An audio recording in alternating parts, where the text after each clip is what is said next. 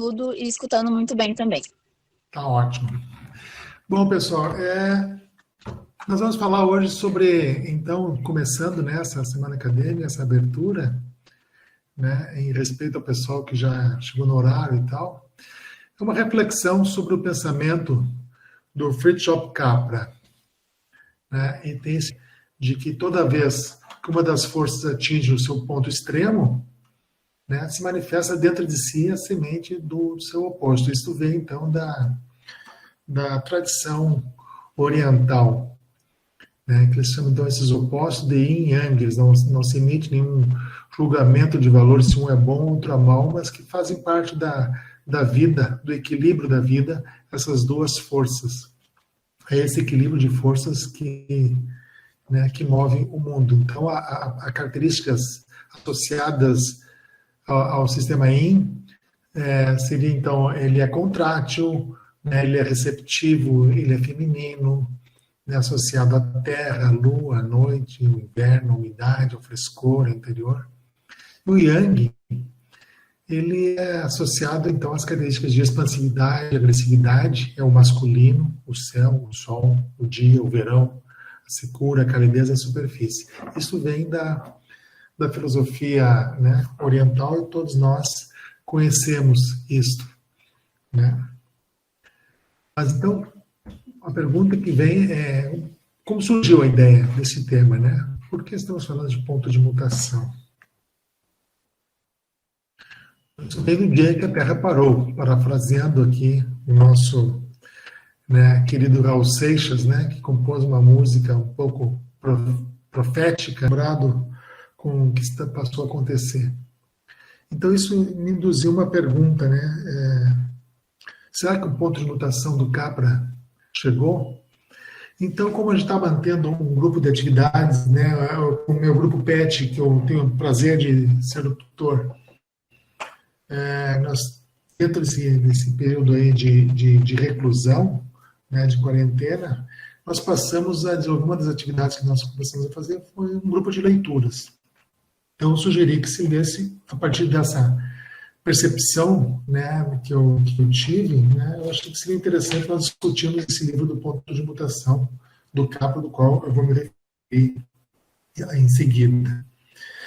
Então, isso serviu como um exercício acadêmico, criou uma coisa que ele chama de calendário cósmico. Ele pegou toda a história do universo, que se estima em 13,7 bilhões de anos, que é o cálculo mais correto que se tem hoje, e dividiu por 365 dias, que fez uma régua, jogou isso dentro de uma régua de um ano. Então, cada dia desse calendário cósmico teria 37 milhões de anos. Nós temos uma referência, né, de tempo, porque quando se fala em 3,7 bilhões de anos, não se tem uma ideia muito clara, né, por um problema de escala, que nós estamos presos à nossa escala de tempo, né? Então, perde um pouco a dimensão. O que ele fez? Fez uma regra que nos permitiu enxergar melhor o que significa essa idade. Então, dentro desse calendário cósmico, o 1º de janeiro, né, começou o calendário cósmico, surgiu com o Big Bang, né, a origem do universo. Bom, a nossa Via Láctea, então, se do dia 1º de janeiro houve o Big Bang, a nossa galáxia, ela foi surgir só em 1º de maio desse calendário cósmico.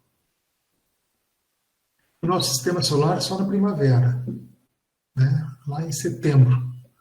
Então, bastante avançado já no calendário, né? Nosso sistema solar, a formação da Terra em setembro, e só em dezembro, vejam só, 18 de dezembro, as primeiras formas de vida, né? Os trilobitas, o plâncton, bastante recente dentro desse calendário.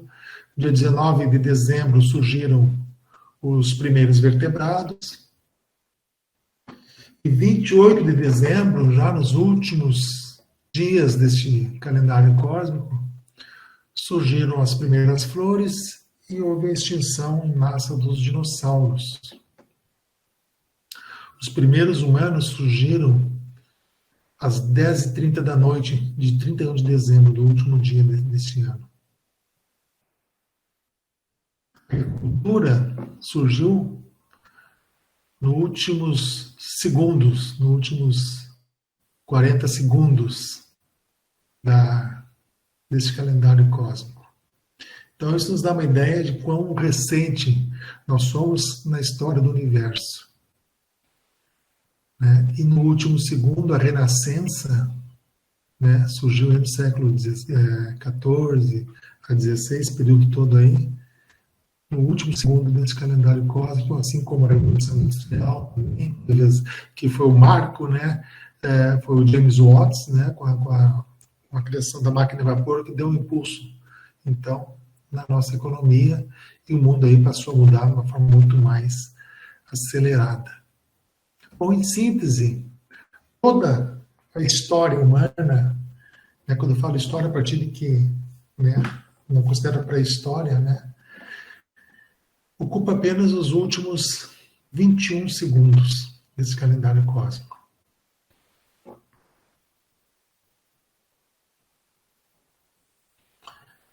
Então, vocês imaginem, né, no início desse processo, né, antes de haver marcar aqui para aparecer, né, o sistema, né, a revolução, antes da Revolução Industrial, né, antes da própria humanidade, o sistema Terra, o sistema ecológico global estava intacto, né, com todos os seus... Não havia um sistema econômico, né, com todos os seus ecossistemas à plena capacidade. Na situação pré-industrial, agora sim, né, o que nós temos?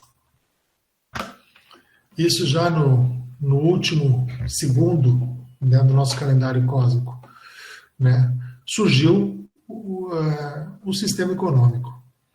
Né? Nessa era aí pré-industrial, ele era muito pequeno. Né? A população mundial, nessa época, não chegava a 1 bilhão de pessoas. E o produto interno bruto, que é o volume de recursos financeiros que circulam na economia mundial, é o PIB global, estava na ordem de 175 bilhões. Então surgiu aqui uma sementinha aqui no sistema ecológico, que era o sistema econômico, que passou a extrair do sistema ecológico as plantas, a água, os animais, os minerais, os recursos, né? Em contrapartida, né, depositava então nesse sistema ecológico os seus resíduos, sólidos, líquidos e gasosos. Só que com o advento então da máquina a vapor, o sistema econômico ele passou a se desenvolver numa velocidade muito mais rápida do que a velocidade de processamento do sistema ecológico. Né? Até chegarmos numa situação atual, onde o sistema econômico cresceu bastante. Né? Nós temos hoje uma população mundial em torno de 7,7 bilhões de pessoas, bem diferente daqueles 980 milhões. Um PIB global na ordem de 87 trilhões de dólares. Um sistema econômico gigantesco, né, que aumentou em muito a sua capacidade de extração de recursos, né, do planeta, graças ao uso das tecnologias. Né? Hoje nós exploramos os mares profundos, retiramos petróleo a quilômetros de profundidade, grandes máquinas de mineração, redes quilométricas de pesca, navios fábrica, enfim. Nós potencializamos a nossa capacidade de extração dos recursos naturais e, em contrapartida, saturamos o sistema ecológico com resíduos numa velocidade muito maior do que o ecossistema é capaz de processar. Bom, baseado nisso, esse senhor Paul Crutzen e o Eugene Stormer, eles propuseram num artigo, no ano 2000, o conceito de antropoceno, que seria, então, essa nova era, né, geológica em que o homem já deixou a sua marca indelével, profunda e permanente na superfície do planeta. Então, essa era é chamada hoje de, e está vem sendo aceito cada vez mais, o termo de antropoceno. Dito isso, chegamos então ao centro da nossa conversa de hoje, né, que é a obra do Fritjof Capra. Esse Capra, ele é um doutor em físico nuclear, cientista, mentalista, educador, um grande ativista austríaco, tem muitos trabalhos publicados, vários livros, os mais famosos, né, o Tal da Física, o Ponto de Mutação, que é o objeto dessa conversa, a Teia da Vida, as Conexões Ocultas. Hoje ele conta com 81 anos. Então é um livro bastante inspirador. E esse livro foi foi editado pela primeira vez em 1982. Então é importante para a gente analisar, fazer essa reflexão do ponto de mutação, como é que era os anos 80, o contexto ambiental, enfim, sociopolítico, socioeconômico, dos anos 80. Já era presente, né, a degradação ambiental, foi uma década de grande degradação ambiental, escassez de água em vários países, né, do mundo, principalmente na África, as chamadas doenças da civilização, que já se fazia bastante presente, que eram aquelas doenças associadas à riqueza, né, que é a hipertensão, estresse, diabetes, obesidade, alcoolismo, as drogas, desintegração social, superpopulação e tecnologia industrial. Quando eu falo em superpopulação aqui, esse é né, a percepção do Capra do qual nós estamos comentando. Depois podemos discutir essas questões. O risco nuclear era muito forte na época, né? A fome, a subnutrição, o desemprego, a inflação, tudo isso são problemas bastante comuns. O esgotamento energético assombrava também as pessoas.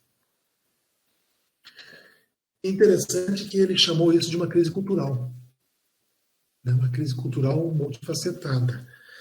E o Capra, ele atribuiu essa crise, né? Ele identificou que essa crise, na verdade, estão constituídas por problemas que são totalmente interligados e interdependentes. E para a gente entender isso, é somente possível através de uma perspectiva mais ampla, né? Num contexto da evolução cultural humana, num período aí que envolve milhares de anos. Então, como é que era aquela época que foi escrito esse livro, quase já 40 anos atrás? Eu gosto de fazer essa comparação para a gente entender algumas colocações do autor, que o mundo era bastante diferente nessa época. A população mundial era em torno de 4,4 bilhões de pessoas, hoje nós somos 7,7, quase o dobro disso em 40 anos, dobrou. Então, é compreensível essa preocupação do autor com a superpopulação. Questão de 40 anos, praticamente quase dobrou a população. O PIB global aumentou 8 vezes, né? Passou de em torno de 11 trilhões de dólares para 81 trilhões de dólares. Então, os mais ricos estamos melhores com o aumento desse PIB? Não, né? Uma referência que ele fazia, porque ele é da época existia a Guerra Fria na época, né? As despesas militares do mundo é na ordem de 425 bilhões de dólares, que já era um absurdo na época, e hoje passou a 2 trilhões de dólares, aumentou 5 vezes. E as emissões globais, né? Era na ordem de 19,8 milhões de toneladas e passou a 36,5 milhões de toneladas. No momento também quase dobrou nesse período, as emissões globais. Bom, nessa época ainda existia o Muro de Berlim, né, que caiu lá em 1989, e ainda existia a União Soviética, que foi terminada somente em 1991. Então, observe que o mundo era bem diferente na década de 80 do que é hoje. Para vocês terem uma ideia, não existia internet, que só veio surgir lá por 1991 também, por aí, 93. né? Portanto, não existia redes sociais, Facebook, nada disso que a gente está hoje faz parte do nosso cotidiano, smartphones e tudo isso. Então, a capacidade, a conectividade do planeta era completamente diferente, as informações demoravam muito mais tempo para circular. Então, esse era o contexto da época que esse livro foi escrito.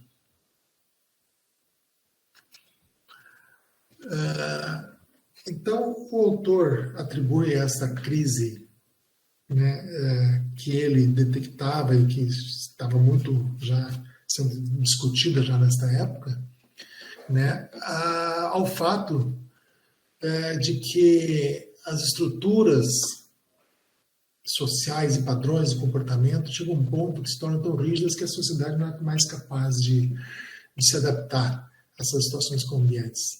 E quando isso acontece, elas são capazes de se desintegrar, né? Como já aconteceu com várias civilizações, o Império Egípcio, o Império Acadiano, o Império Romano, né? Então, as civilizações elas têm ciclos, né, de apogeu e queda ao longo dessa história aí, desses últimos 20 segundos da nossa história dentro do cosmos, né, que estão muito associadas à flexibilidade, à capacidade adaptativa dessas civilizações, né, diante das mudanças que se fazem necessárias.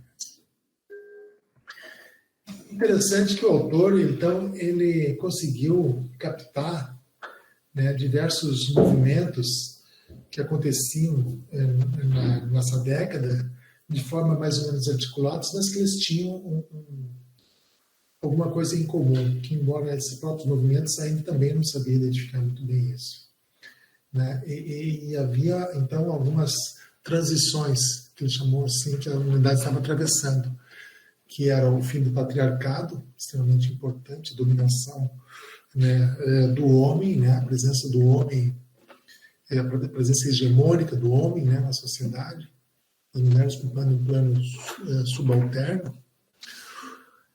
A aproximação do fim dos combustíveis, né, dos combustíveis fósseis, né, que está se prevendo para o ano 2300, segundo ele, e uma mudança de paradigma, que é o que nós vamos tratar de conversar especificamente sobre esse tema.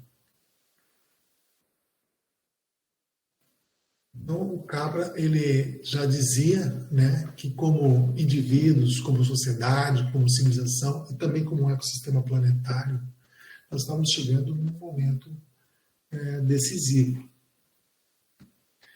Essa foto eu tirei na Serra dos Carajás, na década de 80, mais ou menos, nesse período que estava sendo publicado este livro, onde a companhia Vale do Rio Doce, ela explorava o ferro na Amazônia. Essa área aí é uma área que nós fazíamos um trabalho de campo, ecologia de campo, naquela época, eu fazia mestrado, e eu estou ali no pé, reparem que eu estou no pé dessa árvore.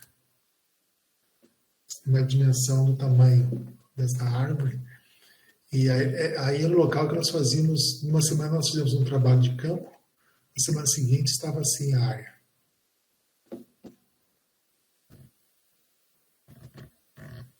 Então, como eu falei, na década de 60 e 70, houve uma série de movimentos filosóficos, espirituais e políticos que eles, de certa forma, eles convergiam, né? Surgiu aí um movimento.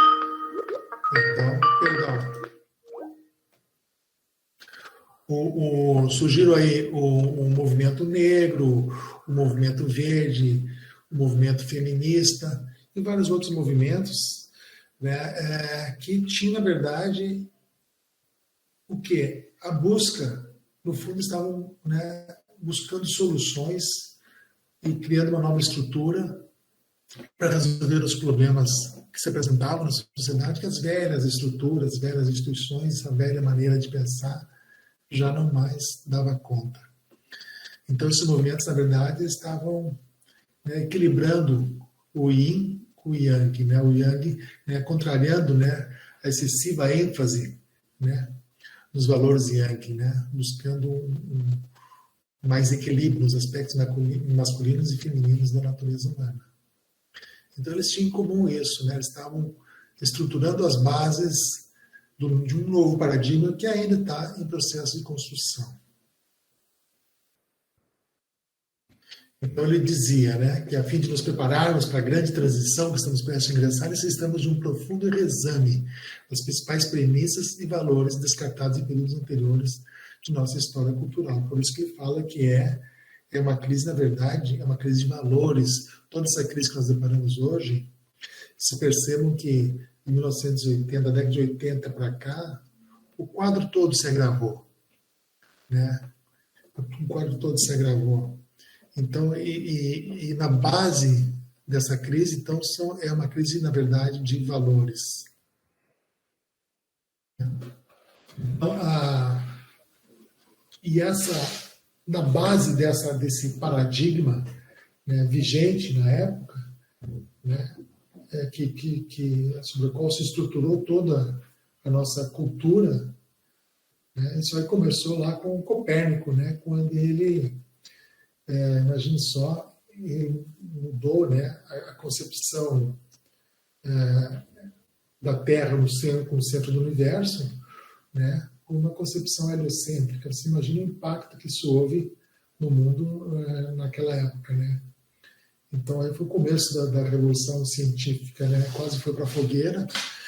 Não foi porque os matemáticos gostaram muito do modelo, a matemática era a ciência da época, né, por excelência. Então, o Copérnico deu o primeiro passo na constituição desse novo paradigma que vamos chamar de paradigma mecanicista ou paradigma cartesiano. Imaginem vocês que hoje chegasse um cientista e publicasse um artigo que vai revolucionar completamente a nossa maneira de enxergar o universo, né? Então, foi um impacto muito grande. E o Copérnico, então, foi um dos primeiros pensadores que influenciou, né, tudo que vem a seguir. O Galileu Galilei, ele consolidou ainda mais quando ele descobriu, né, através da invenção da luneta, né, do telescópio, ele comprovou as assertivas lá de Copérnico, né? Então ele comprovou visualmente que realmente a Terra se movia, embora ele tenha sido coagido a negar em tribunal ao contrário. Dizem até que ao sair do tribunal, ele disse que, no entanto, a Terra se move. Ele não era bobo, né? Ou ele aceitava, né? Fingia que aceitava, ou seria queimado na fogueira por heresia.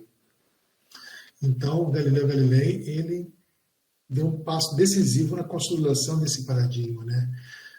Dizendo que os cientistas deviam se restringir ao estudo das propriedades essenciais dos corpos materiais, né? Forma, quantidade e movimento, coisas que podiam ser medidas e pesadas, né? E que o som, outras características, cor, cheiro, sabor, eram projeções mentais, portanto subjetivas, que deviam ser excluídas do domínio da ciência.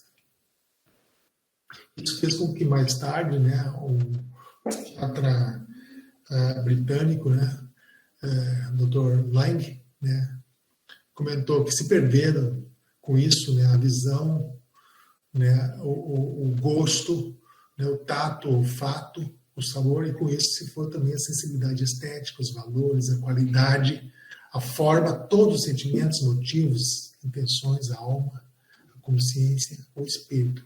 A ciência passou a se tornar dura, né, sem alma. E o René Descartes, então, que foi realmente o grande pavimentador, né, do pensamento científico que vigorou até hoje, né, o pensamento racional, né, como uma única espécie aceitável de conhecimento, né, com o seu famoso discurso do método que estabeleceu, então, definitivamente, não definitivamente, porque depois dele veio também, né, o Francis Bacon, que aí sim descreveu o método empírico da ciência, né, formulando uma teoria, né, de procedimento indutivo, o que seria o método científico, mas baseado, e é contemporâneo, né, do Descartes, baseado no Descartes. Então foram duas figuras fundamentais aí na consolidação desse paradigma. inclusive usando, né, expressões que mostravam, né, aparentemente o seu gosto, né, né, na época, né, da caça às bruxas, né. Então ele dizia que a natureza deve ser acossada em seus descaminhos, obrigada a servir, a ser escravizada e reduzida à obediência, né. O papel do cientista era extrair da natureza sob tortura todos os seus segredos, como fazia a igreja, né. Então isso mostra bem o pensamento medieval, né, que predominava na época ainda, que tratava a natureza como uma mulher que devia ser, né, domada. Depois, mais adiante, o Isaac Newton, então, com as suas leis do movimento, as leis da física, que consolidou definitivamente o paradigma mecanicista do mundo, né? Quer dizer, com as suas leis de movimento, né? Que isso, então, passou a ser o mundo passou a ser visto, né, como um sistema, né, mecânico com leis imutáveis, né, com objetos separados, que para entender esses objetos nós temos que estudá-los separadamente para conhecer o todo, né? E eram movidos através de leis que eram imutáveis. Só que depois veio o Einstein e bagunçou tudo, né, o coreto. Então essa visão da ciência, né, que tratava o universo como uma máquina, né, levou à fragmentação do conhecimento humano. Em várias disciplinas acadêmicas fragmentadas, né, e essa fragmentação se vê nos governos, nas instituições, né, e fundamentou, então, o tratamento da natureza como se ela fosse formada por peças separadas a serem exploradas, né, por diferentes grupos de interesses.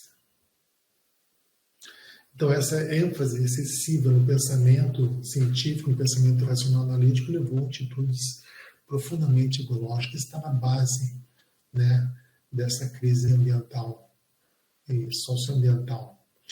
Então, o pensamento mecanicista é um pensamento linear, né, enquanto que a consciência ecológica decorre com uma percepção que os sistemas não são lineares, né. Então, na concepção do Capra, né, a preferência por valores, atitudes e padrões de comportamento Yang resultou nesse sistema de instituições acadêmicas, políticas, econômicas, que se apoiam mutuamente e que acabaram literalmente cegas para o perigoso desequilíbrio, né, do sistema de valores que motivam suas atividades. Então é curioso a gente perceber que ele não falava exatamente em abordagem, ele estava iniciando o pensamento sistêmico, né, mas ele não falou em nenhum momento, ele citou o Von Bertalanffy no livro, né, que o Von Bertalanffy já tinha desenvolvido um pensamento sistêmico lá na década de 60 já, né, que já dizia que a natureza não pode ser dividida em compartimentos distantes, né, e que o todo ele é maior do que a simples soma das partes, e tem suas propriedades inerentes do todo, né. Então, esse paradigma chamado mecanicista ou cartesiano, ele dominou todas as áreas das atividades humanas, né, desde a biologia até a medicina, enfim. A René Dubos, que era um microbiologista, né, um patologista experimental, ambientalista e humanista franco-americano, né, ele dizia que os biólogos se sentem muito à vontade, porque a coisa que eles estão estudando já não vive mais. A medicina, essa rigorosa divisão, né, entre o corpo e a mente, né, levou os médicos a se concentrar na máquina corporal, né, e ignorar os aspectos psicológicos, sociais e ambientais da doença.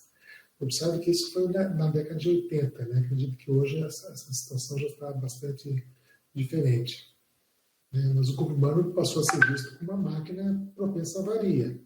Se não for supervisionado por médicos e tratado com medicamentos, ela tende a se comprometer. Então, houve aí um empoderamento do médico, da pessoa, do médico, né?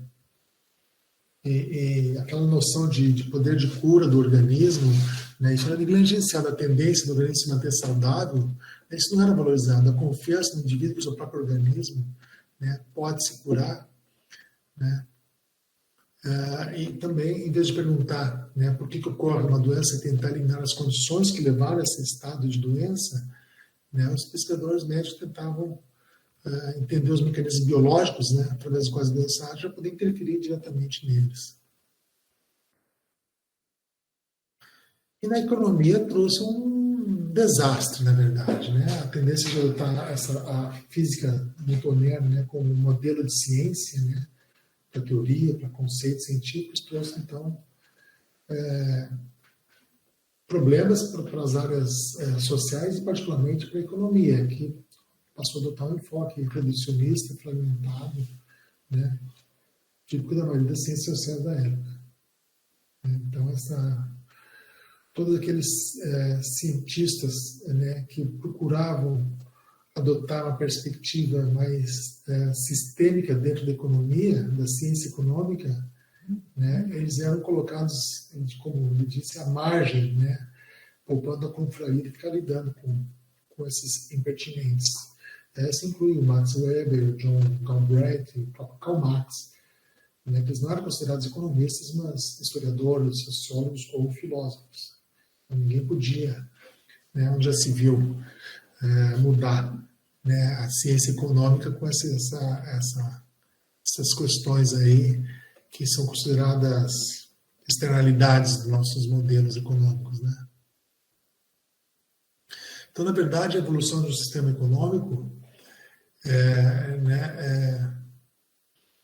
a evolução do sistema econômico depende muito do sistema de valores, né? Está muito relacionado com o sistema de valores, né? A base de todas as suas ações.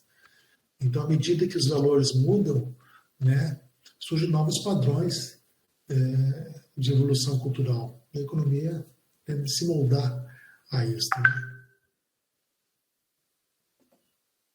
Então, essa visão, né, que se tem hoje da economia, né, que o crescimento econômico, o crescimento tecnológico sem limites, né, e não diferenciado, né, ou seja, o crescimento em si ele é bom, porque se ele é bom para alguns, ele é bom para todos, né, isso vem, então, é uma consequência desse pensamento, né, linear, né, que está ainda muito vigente entre os economistas, entre os políticos.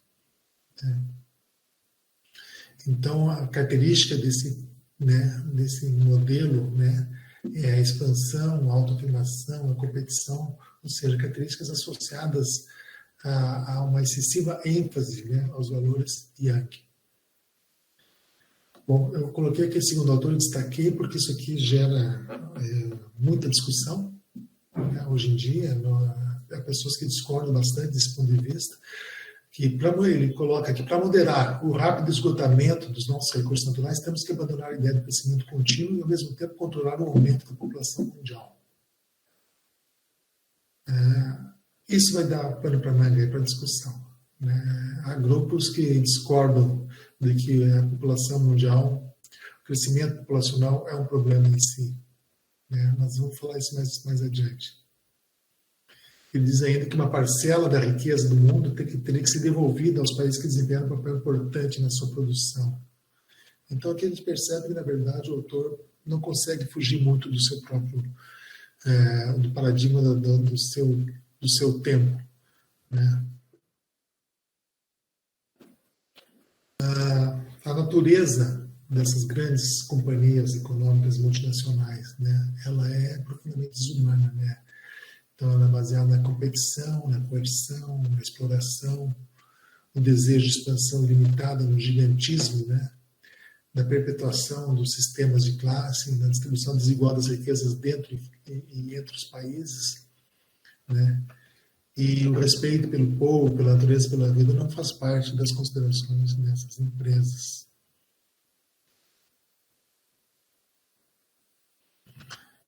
Então, o Capra, ele fala que é inevitável, né, uma mudança radical na estrutura do pensamento econômico, né, profundamente enraizado no paradigma cartesiano, para uma ciência mais humanista.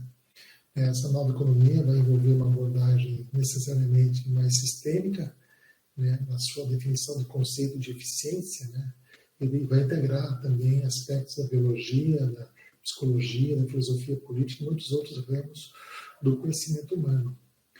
Curioso a gente perceber que ele não fala em sustentabilidade, apesar de na década de 80 já se começava a se discutir.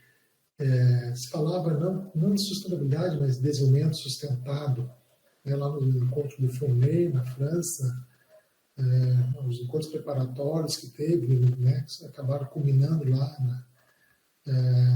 na Rio 92, depois, essas discussões já estavam começando, mas não estavam profundamente ainda enraizadas. Tanto é que o termo sustentabilidade não estava presente na obra do Capra. E ele fala que o movimento feminista vai ter um papel crucial nesse novo paradigma. Que ele não nominou esse novo paradigma, mas claramente nós estamos falando do paradigma da sustentabilidade. Uma nova redefinição da natureza humana, né, e um profundo impacto sobre a evolução da nossa cultura. Então, esse é o objetivo do movimento final, né, meta do movimento feminista. É a redefinição da natureza humana e um profundo impacto sobre a evolução da nossa cultura. Tanto é que nesse evento, né, que nós estamos atravessando aí do Covid, os países que tiveram melhor desempenho no tratamento da questão foram os países cujo primeiro-ministro são mulheres, né, na Nova Zelândia e na Alemanha. Então, eu termino a nossa conversa aqui, rapidamente, para nós iniciarmos a nossa conversa, com algumas questões que eu estou aqui trouxe, né, para provocar a nossa reflexão. Dentro desse contexto que nós estamos vivendo, né, que lições que o Covid está nos trazendo? Será que aquele ponto de mutação do Capra, que ele comenta, inclusive, que essa transição, né, ela leva de 3 a 4 décadas, será que o Covid veio para impulsionar esse processo? Será que chegou o ponto de mutação? E qual o papel do cidadão na consolidação do novo paradigma? Bom, pessoal, é isso. Grato pela atenção de vocês. E eu gostaria de deixar mais tempo, então, para a nossa conversa, que eu acho que é o mais rico. Essa questão que tem hoje, esse cuidado ambiental que muitas empresas hoje têm, até porque é uma vantagem competitiva, né? As empresas tem empresas que são sérias nos seus cuidados, no seu trato ambiental, realmente elas têm uma preocupação que não existia antes, e tem outros que fazem o chamado greenwashing, né, que elas pintam de verde, né, para ganhar mercado, ganhar vantagens, né, competitivas, mas na verdade não são realmente imbuídas do espírito, né, de sustentabilidade. Mas a economia circular, sim, eu acho que ela faz parte dessa nova economia. Outra coisa que me chama a atenção é que, naquela época, também a energia eólica estava recém surgindo. Era muito obsoleto ainda, os parques eólicos tinham problemas. Eu conheci um parque eólico antigo, lá na Espanha, que fazia um ruído tremendo, as torres eram baixas, eram ineficientes. Então, até hoje deve estar funcionando. Mas hoje a energia eólica faz parte da matriz energética de muitos países, e talvez seja uma das mais importantes, a Alemanha, principalmente, né? A energia solar. Ele fazia muita menção à energia solar, né? Mas então, realmente, o mundo mudou. Em muitos aspectos mudou para melhor, em muitos outros aspectos mudou para pior. Professor, a Clarissa perguntou, você acredita que com toda essa pandemia as pessoas vão mudar a sua maneira de consumir? Eu acredito que sim. Sabe que eu vejo essa pandemia, eu sou uma pessoa positiva, né? Eu sempre tento ver o lado positivo das coisas. Eu acho que o mundo nunca mais vai ser o mesmo. Vamos mudar. Percebo que o que está acontecendo, o que eu estou observando que está acontecendo. os mercados locais estão se valorizando, as pessoas vão comprar no mercadinho local, né? As pessoas, até por uma contingência, elas estão tendo aqui no cassino onde a gente mora, né, uma microeconomia muito interessante. As pessoas estão fazendo coisas, estão trocando. Né? Um faz um bolo, vende um bolo, outro faz massas, e as pessoas, né, consomem aqueles produtos, então as feiras estão valorizadas. Eu acho que, sim, eu acho que vai mudar o padrão de consumo, né? E um aspecto que o livro não fala, porque ele não tinha como falar, né, que um grande poder de transformação hoje, que acelerou muito esse processo de transição, o novo paradigma, é o papel do indivíduo, a força do consumidor. Eu acredito que a solução está nas mãos do consumidor. No momento em que o consumidor tiver mais consciência, e, portanto, a educação está por trás disso, né? E passar a ser mais exigente no seu nível de consumo, no seu padrão de consumo, eu só vou consumir empresas que eu sei que são imbuídas de sustentabilidade, né? que tenham, né? Sejam sustentáveis. As empresas que não se adaptarem a isso, elas vão desaparecer. Então, as empresas vão ser obrigadas a mudar os seus padrões de produção, porque o consumidor vai se tornar mais exigente, senão elas vão desaparecer do mercado. E, ao mesmo tempo, eu acredito que, eu espero, né, que o consumidor passe a consumir menos. Né? Essa questão da obsolescência programada, isso é uma das raízes do nosso problema ambiental hoje, né, que são coisas que tem que mudar. Eu acho que nós temos que passar a adotar um estilo de vida mais simples. Né? Alguém está me perguntando dos slides, eu posso colocar à disposição a Karen Oliveira, né? Nós vamos providenciar isso, tá, Karen? Nós vamos colocar isso no site, provavelmente, do curso, talvez. Não sei como é que eles podem disponibilizar essa palestra aí, mas eu coloco à disposição. Vai estar no Instagram. No Instagram, perfeito. A gente pode disponibilizar no Instagram do PET, @PETTGA. PET_TGA. Isso aí. Vamos colocar o arroba do Instagram aqui no chat. Professor, tem mais algumas perguntas aqui. Sim. O Alberto perguntou: qual a sua opinião sobre o futuro da gestão ambiental no Brasil no horizonte dessa mudança de paradigma? Eu acho que cada vez mais vai se fortalecer. Isso vai ser tão necessário dentro de umas empresas. Eu acho que toda empresa vai ter que ter seu gestor ambiental. Eu acho que é um campo ainda bastante promissor. Ele ainda não é promissor, está difícil, né, quem trabalha com gestão ambiental.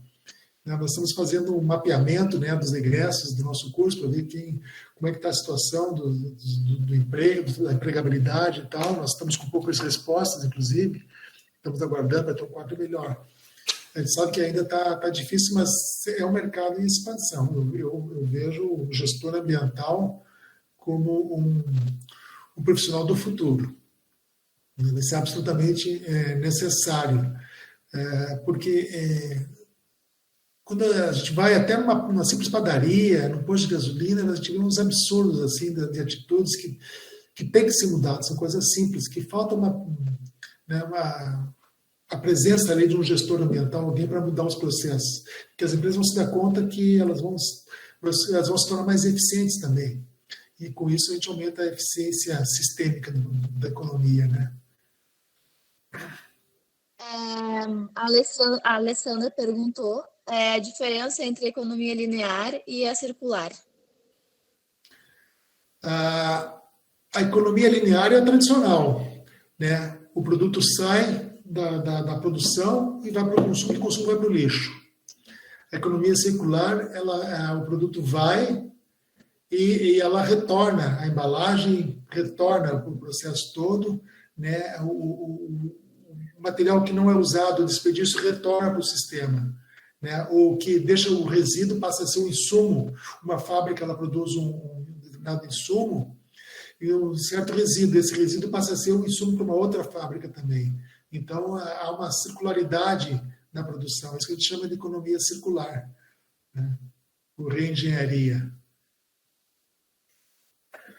Pergunta agora do Pedro Souza Alves, professor.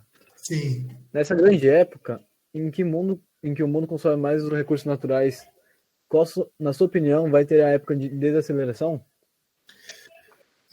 Pedro, bom, agora no Covid o mundo deu uma pisada no freio, né? As emissões, certamente, as emissões de CO2, elas diminuíram, né? Mas isso vai ser retomado depois, né? Mas eu acredito que sim, eu acho que vai ter por duas razões.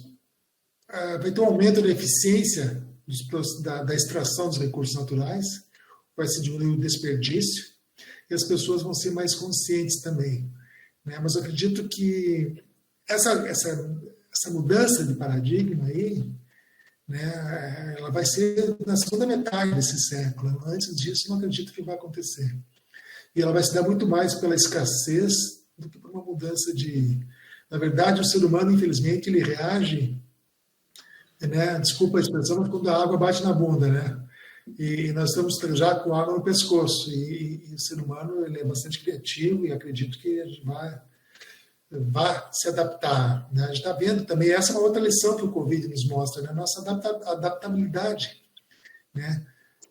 Agora virou normal, a gente vai na feira vai comprar produtos e está todo mundo de máscara, as pessoas já estão usando isso, coisa mais normal do mundo. Até alguns meses atrás, tu via uma pessoa de máscara na rua, parecia um ET, né? Causava espanto. Então, as pessoas rapidamente vão se ajustando, né? E se adaptando. E isso pode ser bom ou pode ser ruim, mas geralmente é bom, né?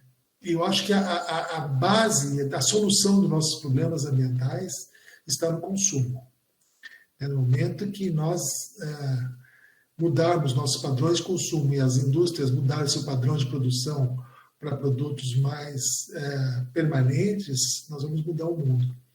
Eu acabei de eu estou fazendo a revisão do Plano Ambiental de Rio Grande e eu estive visitando o lixão de Rio Grande, que agora está desativado, mas tem uma estação de transbordo ali, onde o lixo é depositado para depois ser levado para uma outra cidade, onde tem um aterro sanitário. E é impressionante o volume de lixo que é jogado, que poderia ser reciclado. Para vocês terem uma ideia, em torno de 500 toneladas por dia de lixo chega no aterro, na área de transbordo. 500 toneladas por dia de lixo. E sabe quantas? São 5 toneladas são recicladas desse material. Só 5 desse material não, esse já vai para o lixo, mas 5 toneladas são recicladas e 500 não são. Então tem um amplo espaço aí de reciclagem, mas também nós temos que fazer a redução do nosso consumo, né? Não tem outra alternativa, nós somos obrigados a fazer isso. Uma outra pergunta aqui do Gustavo Souto. Ele pergunta: a energia eólica tem um grande impacto para a fauna. Precisa de muitos estudos no parques on e offshores? Não, certamente sim. Nas offshore? Isso. Sim. Na verdade, esse impacto sobre a fauna não é bem assim, depende muito da localização do parque, né? Hoje nós estamos aprendendo já bastante com os parques eólicos, nós não tínhamos nenhuma experiência com isso, de nós, o estado do Rio Grande do Sul, né? Para você ter uma ideia, na verdade, o impacto das eólicas, toda energia ela tem seus impactos, né? E, na verdade, nas zonas costeiras, por exemplo, o impacto é muito maior no lençol freático do que na mortalidade de fauna. Isso depende da paisagem em que ela é inserida, esse parque, né? Da estrutura da paisagem. E são problemas que a mortalidade de fauna pode ser contornada. Agora, as offshore, elas talvez tenham menos impacto sobre a fauna de aves, por exemplo, né? Mas trazem outros problemas com mamíferos, tudo isso, os cabos submarinos que vão trazer energia e tal, mas que é possível ser gerenciada, né? Eu acredito que a matriz do futuro ela vai ser um misto de, não só de eólicas, nem só de energia solar, mas de todas, né? Eu não vejo como no futuro possa ser diferente. As casas vão gerar sua própria energia, porque, se nós pensarmos bem, é um absurdo. Nós temos uma central de energia que vai transportar essa energia por cabos, que vai ter uma perda de 30%, 20% dessa energia até chegar no nível de consumidor, onde se cada casa pode ter o seu sistema de energia solar, de energia eólica. Por que isso não acontece? Porque o governo não subsidia esse tipo de iniciativa ainda. Né? Porque no começo de uma tecnologia nova, ela sempre é muito cara, ela precisa de um subsídio para ser disseminada e ser produzida em larga escala, e com isso baixa os custos. Então eu vejo um futuro de casas autossustentáveis energeticamente. Eu acho isso, e com isso nós vamos diminuir a necessidade de manter hidrelétricas e vamos usar essa energia que eu chamo de uma energia de alta qualidade, que é a energia hidrelétrica, porque ela pode ser estocada, né, para os setores mais demandantes de energia, que é o setor industrial. Então, eu acredito que vai ter muito menos impacto no futuro, mas isso, como eu disse, eu vejo esse futuro lá para a segunda metade do século, né? Pergunta agora de Rafael Galdino. Professor Paulo, seu livro estará disponível para divulgação? Qual livro, querido? Ele não especifica, talvez o seu ou do Capra. A gente vai disponibilizar o livro no Instagram do PET.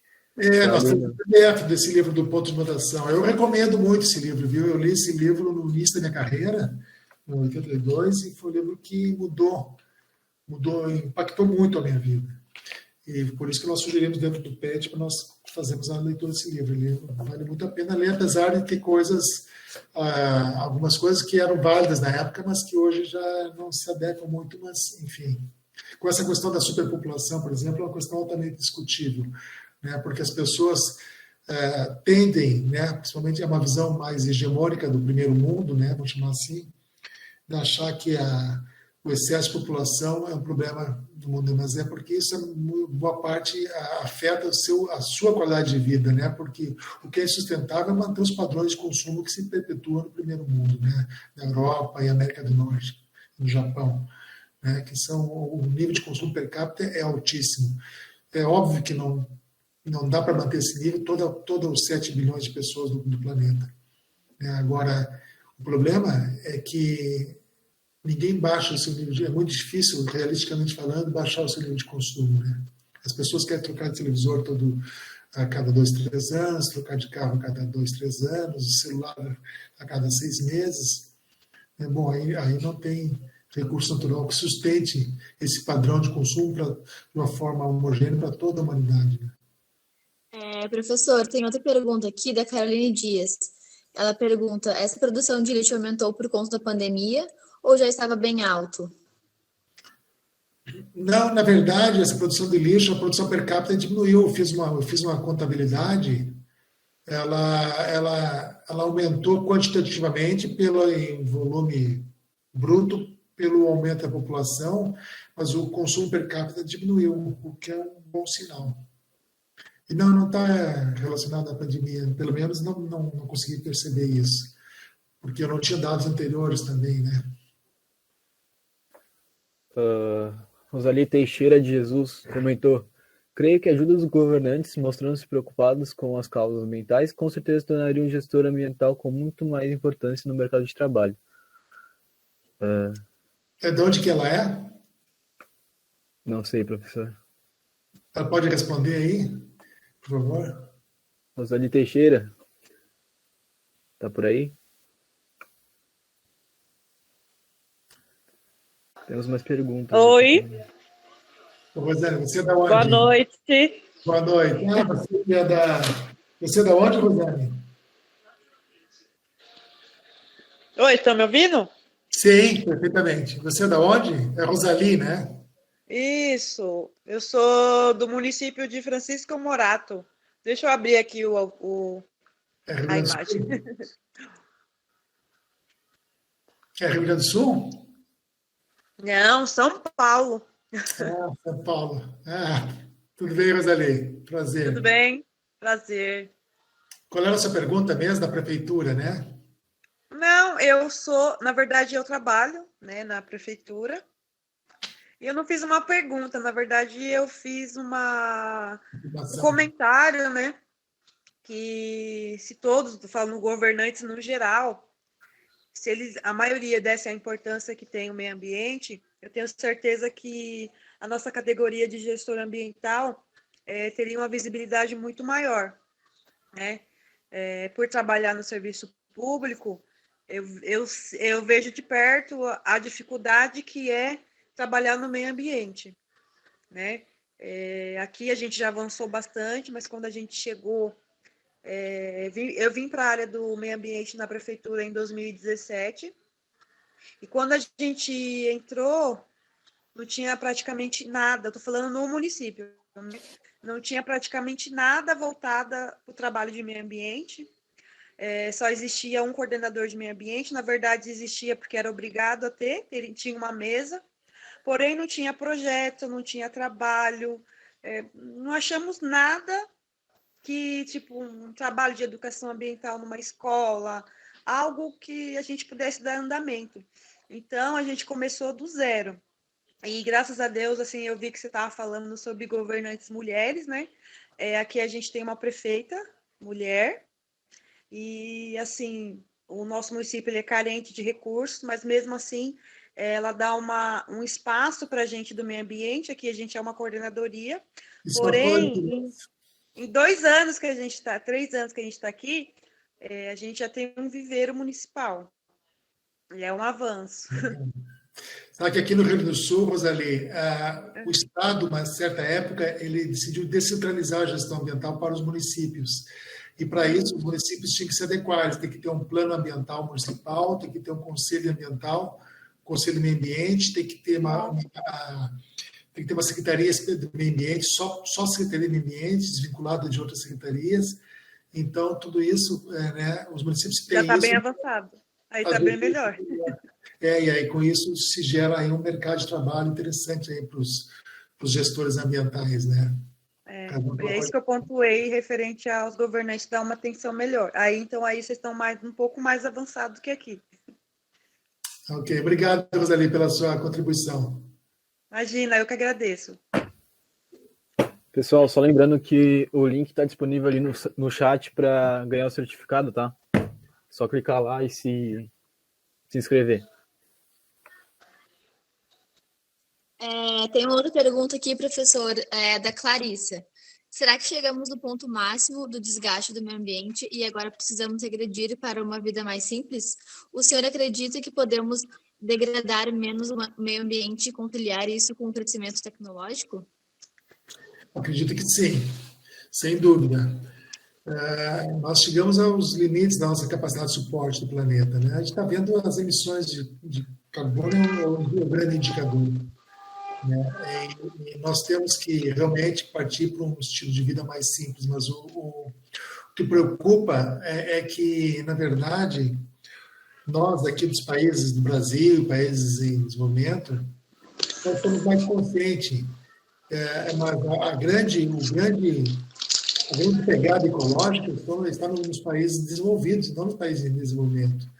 Há todo um discurso, né, que tenta imputar a culpa, né, da questão ambiental aos países pobres ou países em desenvolvimento. Porque dizem que esses países têm uma taxa de crescimento populacional muito alta, isso é insustentável. Mas a pegada ecológica de um cidadão africano, um cidadão indiano, é muitas vezes inferior à pegada ecológica de um cidadão japonês, um cidadão norte-americano, um canadense, um europeu, né? E essas pessoas passarem a adotar um estilo de vida mais simples é extremamente difícil. Eu vejo isso porque eu costumo viajar bastante, né, no meu trabalho, na profissão, felizmente, né, viajo para a Europa, vários países do mundo, e eu percebo que a grande massa da população elas não conseguem botar o foco no problema, não enxergam que o seu estilo de vida é insustentável. As pessoas querem consumir, né, e não abrem mão do consumo, né? Então, não basta nós fazermos o nosso trabalho. A gente tem que fazer um trabalho de educação ambiental lá, nos países ricos também. né? Mas aos poucos, bom, isso e a tecnologia, certamente, ela ajuda, né? Ela vai ajudar nesse processo à medida que torna mais eficiente. Muitas empresas europeias, tal, elas estão usando processos mais eficientes e de tratamento, enfim, de produção e tratamento de resíduos, né? Isso diminui os impactos. Um conjunto de soluções, mas a base do problema é um estilo de vida mais simples, né? Um nível suficiente de conforto ambiental que não seja, né, uma luxúria, né? Eu acho que essa é a grande mensagem que nós temos que passar para a sociedade. Gente, quem puder... Uma vida, né, austera, né, draconiana, mas um estilo de vida, um caminho do meio, né, como os budistas dizem, né, mais sensato, mais equilibrado na sua relação com a natureza. Só para dizer para os outros participantes ligarem os microfones, que está dando interferência. Uma outra pergunta também, professor. Do Moisés, ele pergunta: a possibilidade de crescimento da área geométrica no Brasil ou há muitas barreiras? Crescimento do quê? Desculpa. Crescimento da área geométrica no Brasil. Desculpa. Área geométrica? Isso. Gente, desliguem os Não é microfones. área geométrica, geotérmica, no caso. A geotérmica. Quem é que fez a pergunta, Luiz? Fui eu. O crescimento da energia geotérmica? Isso, se há possibilidade de um crescimento positivo aqui no Brasil ou se há muitas barreiras de qualquer tipo. Eu te confesso que sei muito pouco sobre energia geotérmica, mas muito pouco. Não é uma coisa que é muito discutida, assim, né? Não, eu acredito que a matriz energética brasileira, ela vai ser, bom, a hidrelétrica vai ser sempre a principal, né? Mas a energia eólica está em expansão e eu acho que a grande solução é a energia solar, né? A que menos causa impacto, que é um absurdo, um país tropical como o nosso. Eu vou lá no norte, tenho um irmão que mora em Porto Velho, e a maioria das casas lá não tem sistema de energia solar. Então, é um desperdício energético absurdo, assim. E eu acredito que vai crescer muito. A energia geotérmica seria mais... Se eu entendo bem, é a energia que vem dos vulcões, né? Essas coisas assim, nós não temos isso no Brasil. Ou talvez do carvão, está te referindo à indústria do carvão, está te referindo? No caso de fontes termais, de qualquer tipo, qualquer atividade geológica que possa gerar calor para movimentar, principalmente as turbinas, no caso. Do pouco que eu vi, entre aspas, assim, por dizer, similar de ser hidrelétrica, só que, né, da maneira geotérmica, no caso. Não, mas eu acho que ela vai, se tiver algum desenvolvimento de sentido, ela vai ser muito incipiente na matriz energética nossa, não vai fazer diferença, viu?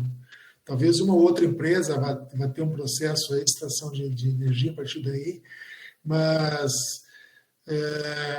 existem outras fontes de energia que estão sendo pesquisadas. Eu fiz parte de um programa da universidade há uns 7 anos atrás, que nós fomos na Europa, visitamos 4 países lá para conhecer o sistema de energia de extração de energia das ondas do mar. Isso também é uma linha de desenvolvimento aí que está sendo financiada bastante pelas grandes indústrias petrolíferas lá na Europa. E aqui no Brasil não se fala nisso. Na verdade, a Petrobras, olha que interessante, a Petrobras nos estava financiando esse projeto, nós estávamos interessados em saber o estado da arte dessas tecnologias, né, de extração de energia das ondas do mar.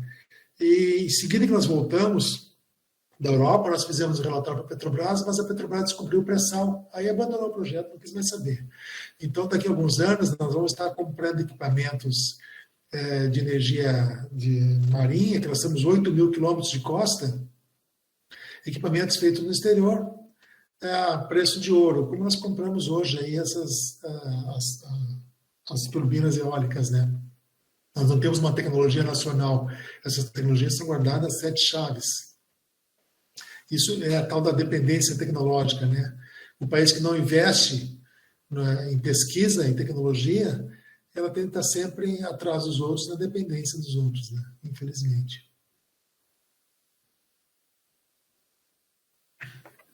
Temos a pergunta aqui de Alessandra Marques. Ela fala que, na verdade, as empresas vão começar a pensar na gestão ambiental no momento que souber de passivos e ativos ambientais. O senhor concorda? Elas passaram a pensar na gestão ambiental por conta da legislação que avançou bastante, né? A legislação passou a exigir, eles tiveram que se adequar a esses processos, né? E aqui no Brasil, principalmente as empresas que trabalhavam, que exportam, né? Elas foram obrigadas a se adaptar para poder conquistar os mercados, porque senão os mercados europeus são mais exigentes, né? Então, até por uma questão de vantagem competitiva, passaram a adotar isso, mas existe um longo caminho a ser feito ainda. Professor, Sim. Está me escutando? Eu fiz essa pergunta e sobre a relação dos ativos e passivos, né? E pelo fato que eu estou no terceiro semestre da gestão ambiental na UERGS, em São Borja, e foi uma coisa que nós comentamos com o professor até, eu não sabia o que era a diferença de ativo e passivo. Eu li alguns artigos, né? E, na verdade, as empresas, a maioria aqui, outra pergunta também, tem outra questão que eu levantei aqui no município, como nós somos de região de produção primária, né? Muito arroz, muita soja, a gente convive com muito engenhos, e então o fato é que aqui, pelo menos na cidade que eu vejo e eu trago esse debate, que eles deveriam saber mais sobre os ativos do que traz uma gestão ambiental bem feita, né, dentro das empresas, e que um passivo não seria tão negativo, não seria tanto custo para a empresa, né? Ele ajudaria também nesse sentido da lucratividade. Eu acredito que as empresas, principalmente no meu município, aqui em São Borja, elas não veem isso, porque elas não veem muita lucratividade. Né? Isso também falta pelo fato da educação ambiental, na questão da educação primária, porque no momento que as famílias soubessem, eu prego muito essa questão da economia familiar ser gerada pelos resíduos sólidos, pelas hortas familiares, né? Uma maneira de se pensar mais a gestão ambiental. E, infelizmente, municípios como o nosso, eles não veem essa necessidade, eles só veem a necessidade de não pagar multas, né? Mas né, o que barra um pouco até o conhecimento do trabalho do gestor ambiental, né? É a questão da informação que não é levada e o medo da multa, né? Só que, na verdade, tem pouca fiscalização e várias coisas. Então, o professor dizia assim, essa é uma importante questão que deveria ser colocada na grade do gestor ambiental, a contabilidade, porque daí as empresas saberiam que ativos, né, a diferença de ativos e passivos dentro de uma empresa, que gerariam mais lucros até, né? Além de selos verdes e tudo, né? Eu acho que é meio por aí, né? Eu posso ver, liga a tua câmera, porque eu não gosto de falar sem enxergar a pessoa, não é difícil. Deixa eu te ver, Alessandro, por favor. Se não te importar.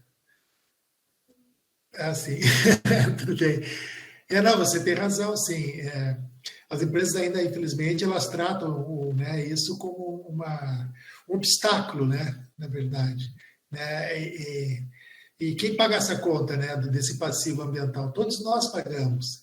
No momento que uma empresa, eu moro em Rio Grande, uma cidade que tem muitas indústrias de fertilizantes, ela não investe na melhor tecnologia disponível para tratar das suas emissões, todos nós estamos pagando essa conta porque nós mantemos um sistema de saúde pago com impostos para médicos, hospitais, enfim, né, toda uma infraestrutura para tratar de problemas de saúde relacionados com a poluição, que não deveria de outra forma, né, poderia ser alocado esses recursos de outra forma mais eficiente. Né? Então, é um passivo ambiental, né, quer dizer, o meio ambiente paga a conta. Quando o meio ambiente paga a conta, na verdade, as gerações futuras que não estão aqui presentes para tomar essas decisões e fazer escolhas, elas vão dar esse passivo. Né? Então, é uma falta de compromisso com as gerações futuras. Né? No momento que uma empresa de arroz ela joga sua casca de arroz em cima de um banhado, por exemplo, né? Um aterro, ela queima, ela está gerando esses passivos. Né? Agora, se ela vai vender essa empresa, a empresa que vai comprar isso deveria ter em conta esses passivos aí, porque não, você vai recuperar isso aí, porque eu não vou comprar esse passivo.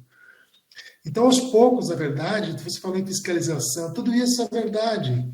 A gente sabe que os municípios têm pouca capacidade de fiscalização, o Estado tem pouca capacidade de fiscalização, as empresas não querem investir em tecnólogos, eles preferem contratar, às vezes, até um técnico, né, do meio ambiente, ou alguém que pega um próprio funcionário deles ali e para resolver os problemas ali, para não precisar pagar um profissional e que alguém que obedeça a eles, diga, faça aquilo que eles mandam fazer e não aquilo que é preciso fazer. Né? Mas eu acho que é um trabalhinho formiguinha, que aos poucos, né? Eu acho que esse desenvolvimento, que teve vários cursos de gestão ambiental, você é gestora ambiental? Sim, estou no terceiro semestre. Eu acho que isso vai impulsionar, né? Essa demanda, ela vai vir por pressão. Né? Vai ter profissionais aí que vão aos poucos sendo, né, entrando dentro dessas empresas, entrando nas instituições e vão fazendo essa sociedade vai melhorando.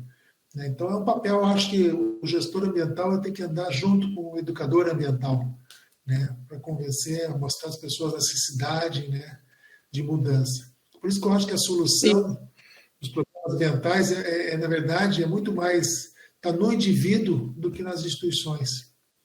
As instituições vêm atrás, né? Mas é a mudança dos indivíduos que vai provocar a grande transformação. No momento de mais informação, né, como é o caso aqui também que eu coloquei, porque o senhor disse um momento que aquele livro foi escrito e ele já... Quem iria prever que nesse momento nós estaremos de máscara, todo mundo, que é uma coisa que até assusta um pouco, né? A gente sair, todo mundo de máscara, tão longe, e daí tu olha todo mundo com máscara. Mas eu já via, há alguns anos atrás, a necessidade no meu município de que as pessoas usassem máscara, pelo fato dos engenhos que não usam seus filtros, para que eles poluem. Eu limpei muito, eu trabalhei muito com limpeza, eu chegava em casas onde as pessoas tinham caixas de medicamento. Era medicamento descongestionante, era antialérgico. Mas e por que se a casa estava limpa? Daí eu dizia bem assim para elas, olha, se tu não colocar um filtro na tua janela, tu não vai conseguir respirar direito, porque ou então tu usa máscara. Eu sempre brinquei com essas questões e elas davam risada até. E porque a necessidade, a gente via, eu pelo menos eu sentia a ardência nos olhos, no nariz, a dificuldade para respirar. Então, daqui a um tempo, nós vamos ficar que nem o Japão, porque tem muita poluição, nós vamos usar a máscara. A máscara vai se tornar um objeto nosso corriqueiro. E tanto é que aconteceu pela pandemia, mas também existe a necessidade, porque é um custo muito grande respiratório, né? É um custo com medicamento, é um custo... Aqui, Alessandra, a gente tem um Ministério Público forte. Então, as pessoas aqui obedecem ao Ministério Público, entendeu? Mesmo assim, nós temos aqui, os problemas ambientais aqui são gravíssimos, né? Muito fortes, assim, né? Um porto, né? Industrial, portuário, pesqueiro. Mas o Ministério Público é um agente importante nesse processo, viu? Que ele faz as adequações, os termos de ajuste de conduta e tal. Eu não sei se vocês têm Ministério Público aí. Sim. Mas eles realmente atuam bastante nesse sentido, tem sido um parceiro muito bom aí da gestão ambiental. Obrigada, então. Obrigado, Alessandra, pela tua participação. Muito legal. A gente tem outra pergunta aqui, professor, da Ludmila. Ela diz...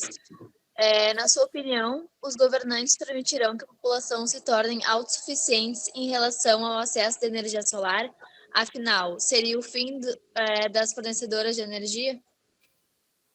Uma ótima pergunta. Eu acho que os governos eles não têm muita escolha, porque quem está promovendo isso, na verdade, é uma mudança, né? As indústrias de energia vão faturar muito com isso. Elas vão gerar mais painéis eólicos, mais painéis solares. Entendeu? Então, alguns setores que estão ganhando dinheiro hoje com o sistema insustentável, elas vão desaparecer, e as outras empresas que estão dentro do conceito da sustentabilidade, elas vão ser beneficiadas. Então, há o rearranjo da economia. Isso é sustentabilidade, esse é o processo. né, de adequação. E os governos, eles não vão ter muita ingerência sobre isso, né? Eu acredito que, nesse caso, o mercado mesmo vai achar o seu caminho. Se o governo não consegue dar um subsídio maior, na verdade. Deveria, né? Pergunta agora de Fernanda Z. Professor, eu tive uma viagem de campo na minha graduação onde visitei uma mineradora. E a justificativa que eles apresentaram para a degradação que causava foram bem controversas. E falaram que as pessoas não conseguem viver sem extração de minérios. Isso foi próximo ao rompimento de barragens em Mariana. Como lidar com esse tipo de atividade? Ótima pergunta. Ótima pergunta. Obviamente que a gente não pode prescindir de recursos minerais, né?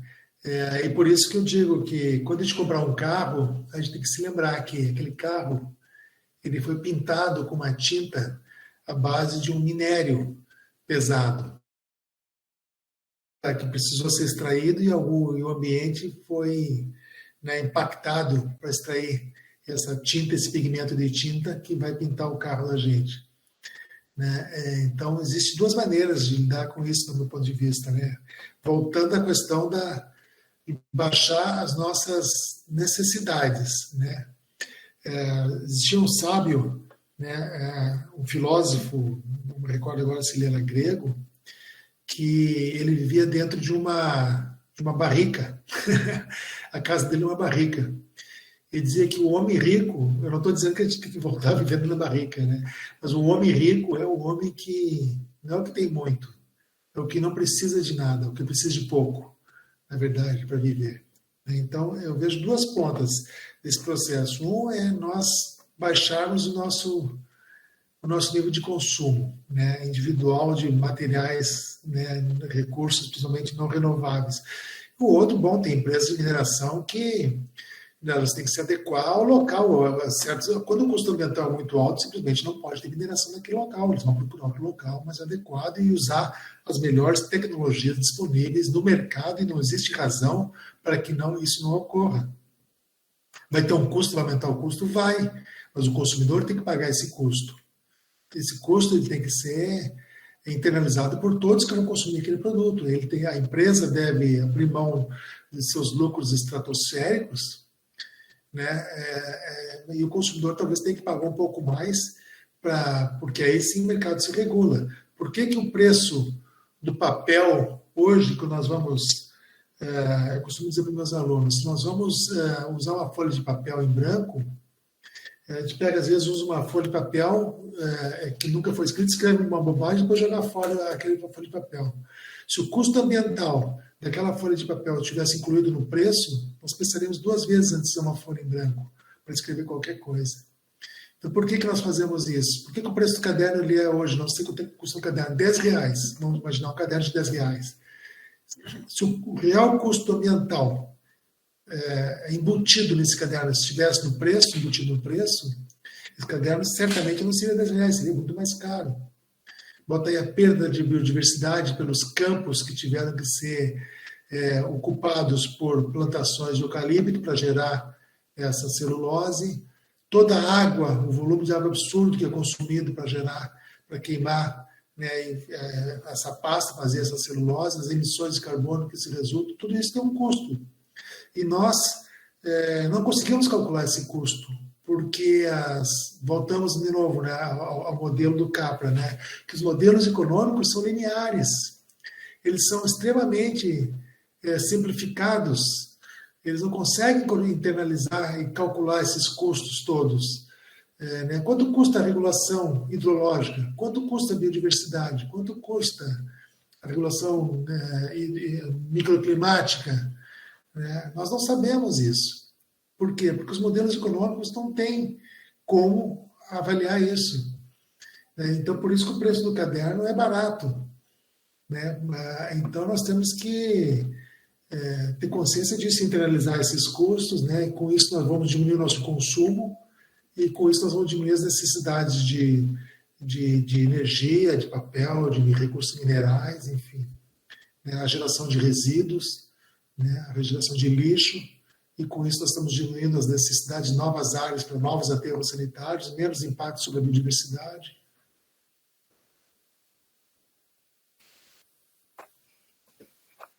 Uma outra aqui, ele fala, na Alemanha já se usa bastante o biocombustível, que causa menos impactos ambientais.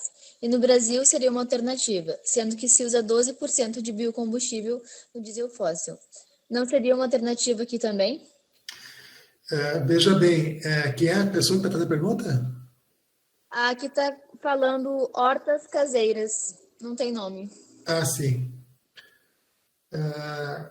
Veja bem, o Brasil ele tem uma grande quantidade de biocombustível, que é o álcool, né, que vem da cana-de-açúcar, e que traz um impacto ambiental enorme. Se nós vamos fazer a contabilidade, né, disso, tem que saber se vale a pena. Eu acredito que não vale a pena ainda, porque o subsídio ambiental do álcool é muito grande.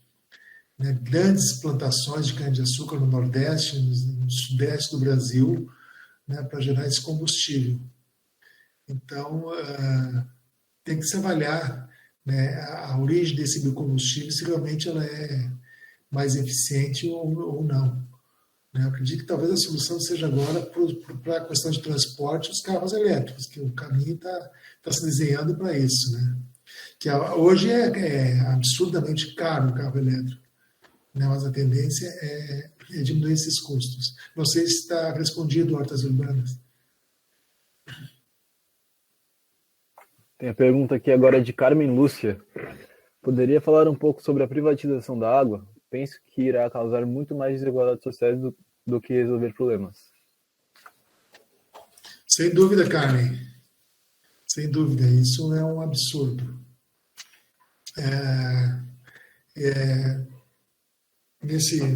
Agora, nesse governo, aí se aprovou uma política, está se tentando, né, se privatizar a água é um bem público.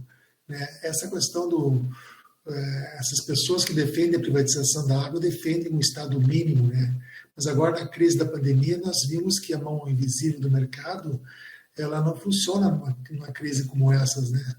Todo mundo recorre para o Estado, né, com auxílio emergencial, e, né, o Estado assumindo o trabalho de empresas de transporte, porque não podem, né, ter que se adequar aos processos e tal.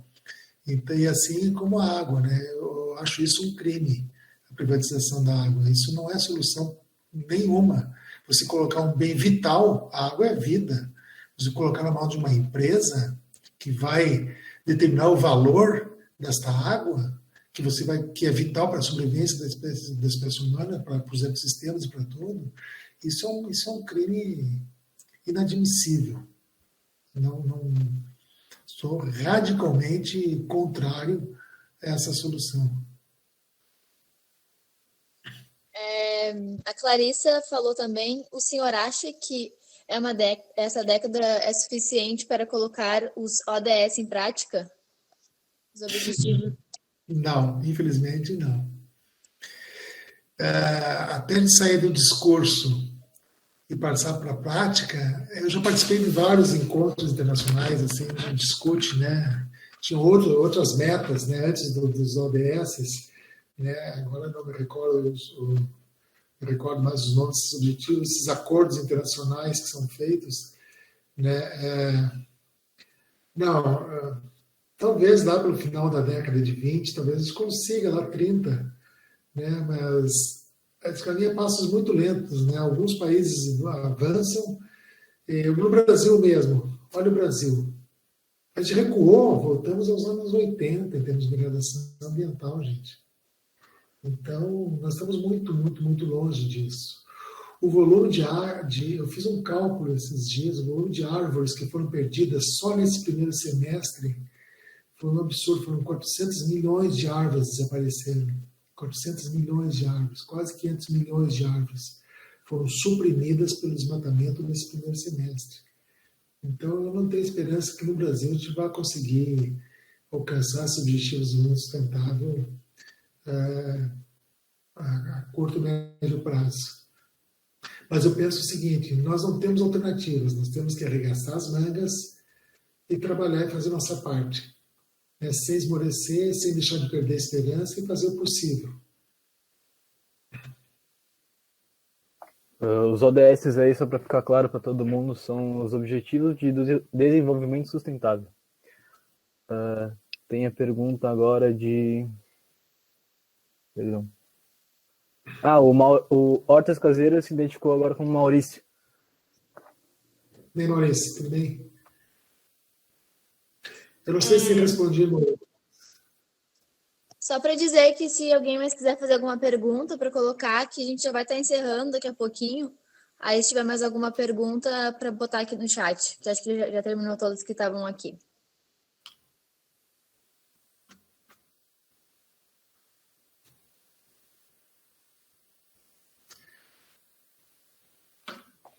Bom, galera, mesmo que não tenha mais perguntas, o Grupo PET aí agradece imensamente a presença de todos.